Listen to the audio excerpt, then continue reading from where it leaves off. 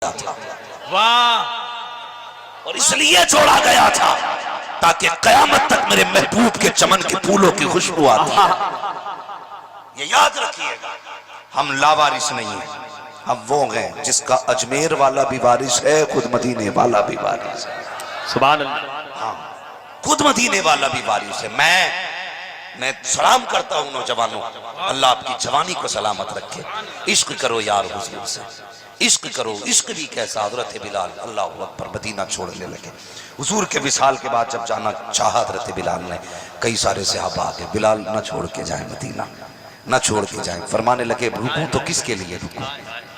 اب گلیوں میں پھرتا ہوں تو حضور کا چہرہ یاد آتا ہے، اب ان کے بغیر تو جی لگتا ہی نہیں۔ جانے لگے، کسی نے ابوبکر صدیق کو خبر کر دی، بلال تمہاری بات مان لیں گے۔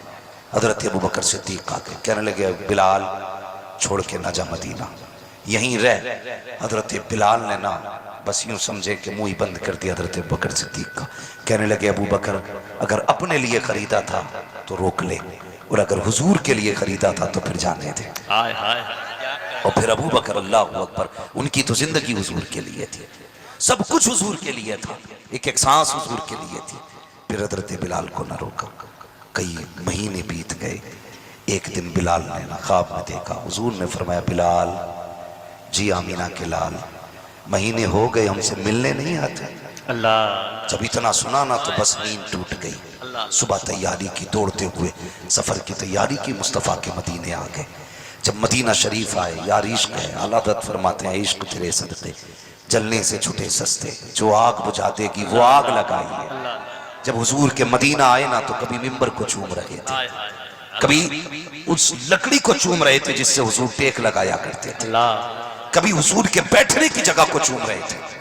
عشق تھا اللہ اکبر۔ صحابہ کہنے لگے بلال آج وہ اذان پڑھ دو نا جو حضور کے سامنے پڑھتے تھے، آج وہ اذان پڑھو نا جو حضور کے سامنے پڑھتے تھے۔ حضرت بلال کہتے نہیں پڑھ سکتا، ہمت نہیں ہے، کل جب اذان پڑھتا تھا تو اذان والے کو سامنے دیکھا کرتا تھا، آج بلال کے سامنے جب وہ نہیں ہے تو پھر بلال اذان کیسے پڑھے گا؟ حضرت عمر نے بھی کہا نہیں مانی نا، کسی نے کہا شہزادوں کو بلا لاؤ، حسنین کریمین آ گئے۔ یہ وہ ہیں جن کی خدا نے بھی نہیں ٹالی ہے، خدا بھی نہیں ٹالتا۔ آ گئے، ہاتھ پکڑ کے کہا ہم کون لگتے ہیں؟ کہا آقا ذاتے۔ تم کون ہو؟ کہا ہم خادم ہیں۔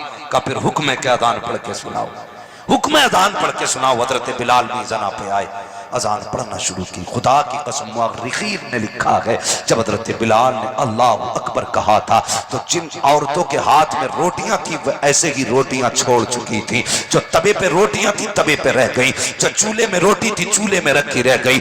گھر سے دوڑنے لگی، ماؤں کی گودوں میں بچے آ گئے، کہنے لگے ماں بتا تو سکی یہ اذان تو مصطفیٰ کے مؤذن کی ہے، لگ رہا ہے اگر مؤذن آیا ہے تو امام بھی آ گیا ہوگا۔ مؤرخین نے لکھا ہے یہ تاریخ کا دوسرا منظر تھا، ایک تو اس دن قیامت تھی گلیوں میں جس دن حضور کا جنازہ اٹھا تھا، ایک قیامت آج تھی جس دن نبی کا بلال آیا ہے، اللہ اکبر اذان پڑھ رہے ہیں، لوگوں کی چیخیں نکل رہی ہیں، جو جہاں تک دوڑ لگا دیتا ہے حضرت بلال کی طرف دوڑ رہے ہیں، بچے عورتیں سب پردے کے ساتھ دوڑ رہے ہیں، بچے ماں کی گود میں پوچھ رہے تھے اے ماں بتا تو صحیح جب امام مؤذن آیا ہے تو امام کب آئے گا؟ جانتے ہو تاریخ میں ایک باب ایسا لکھا ہے کہ انہی دوڑنے والے بچوں میں ایک بچہ ایسا بھی تھا کہ سب مسجد کی طرف دوڑ رہے تھے لیکن وہ صحرا کی طرف جا رہا تھا۔ کسی نے کہا تھا یہ بچہ کون ہے، کدھر جا رہا ہے؟ تاریخ میں اس بچے کا نام حضرت عبداللہ ابن زبیر بتایا جاتا ہے۔ جب بچہ جا رہا تھا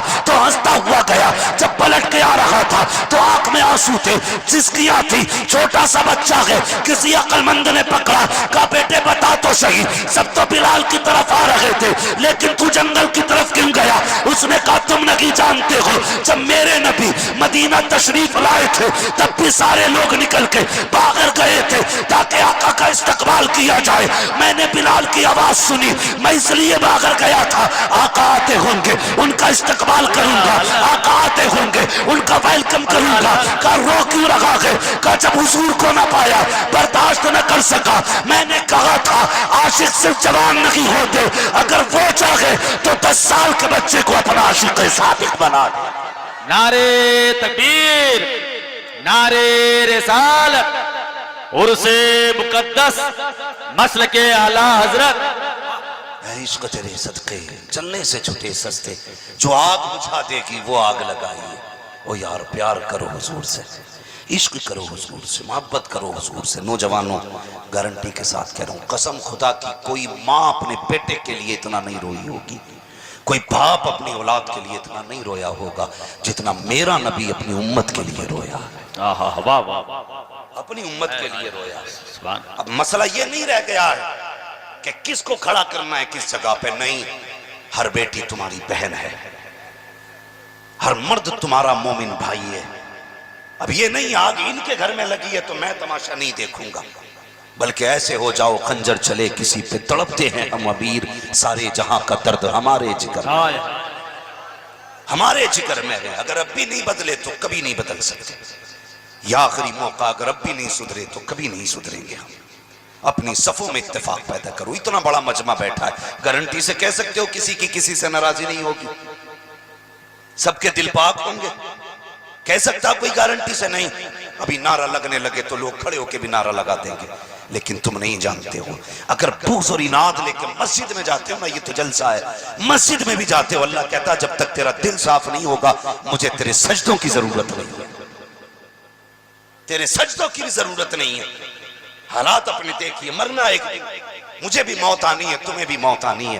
میں اکثر کہتا ہوں اجالے اپنی یادوں کے ہمارے ساتھ رہنے دو، نہ جانے کس گلی میں زندگی کی شام ہو جائے، کس نے دیکھا قبرستان، یار کسے پتا ہے کہ جنازہ ملے گا، کسے پتا ہے کہ ہمیں کوئی کاندھا دے گا۔